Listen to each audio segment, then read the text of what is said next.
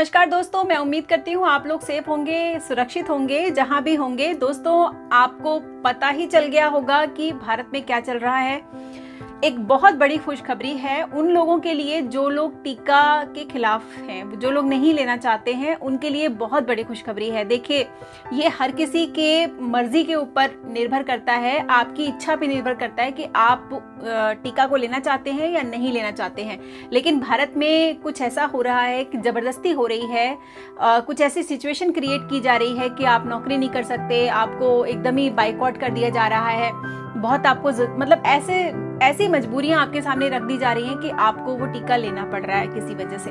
तो अभी एक केस आया था जो कि महाराष्ट्र में कैदी जो है उस पे ज़बरदस्ती हुई थी। डॉक्टरों और पुलिस ने काफ़ी ज़बरदस्ती की उसके ऊपर, बिना उसको बताए कि उस टीके के क्या क्या नुकसान हो सकते हैं उस पे ज़बरदस्ती की गई। और उसने जो है जजमेंट की गुहार की। नीलेश ओझा जी ने पिटीशन फाइल किया इस जबरदस्ती के खिलाफ और उनकी जीत हुई। कोर्ट ने जजमेंट पास किया है। कोर्ट ने साफ साफ ये कहा है कि किसी भी व्यक्ति को जबरदस्ती टीका नहीं लगाया जाएगा। अगर जबरदस्ती लगाया गया तो वो एक क्राइम माना जाएगा। आप उसके खिलाफ एक्शन ले सकते हैं जैसे कि उस कैदी ने लिया। और अगर आपको टीका लगाया जा रहा है बिना उसका साइड इफेक्ट बताए तो भी ये एक बहुत बड़ा क्राइम है। जिस तरह से उस कैदी ने 5 करोड़ रुपए का दावा किया, आप लोग भी कर सकते हैं। तो ये एक सबक है हम सबके लिए, सभी लोगों के लिए, जितने भारतीय हैं जो नहीं चाहते हैं लगवाना, उनके लिए, आप लोगों के लिए बहुत अच्छी खुशखबरी है ये कि अगर कोई भी आपसे जबरदस्ती करता है कि भाई नहीं आपको लगाना पड़ेगा, जबरदस्ती अगर आपका हाथ भी पकड़ता है तो भी उसके ऊपर आप तगड़ा एक्शन ले सकते हैं। और सुप्रीम कोर्ट ने ये भी बोला है कि ये टीका जो लगाया जा रहा है इसका कोई प्रमाण नहीं है कि ये पूरी तरह से कारगर है। इसलिए अगर इसका दूसरा डोज कोई ना लेना चाहे तो उसको जबरदस्ती नहीं की जा सकती है।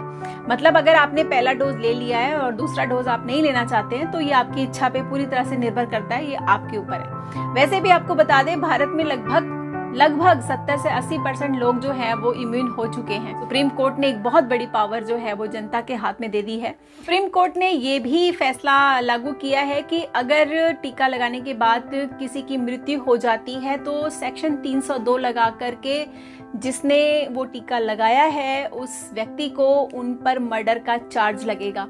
सो अब जो है ये बिना मर्जी के नहीं लगवा सकते, कोई आप पे जबरदस्ती नहीं कर सकता, चाहे वो डॉक्टर हो, चाहे वो पुलिस हो, चाहे कोई भी हो।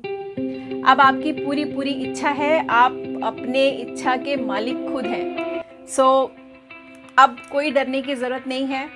कहानी यहाँ पे आके बिल्कुल शांत हो जाती है। सो अब आप लोग निडर होकर के रहिए, निश्चिंत होकर के रहिए, खुश रहिए, सेफ रहिए, सुरक्षित रहिए।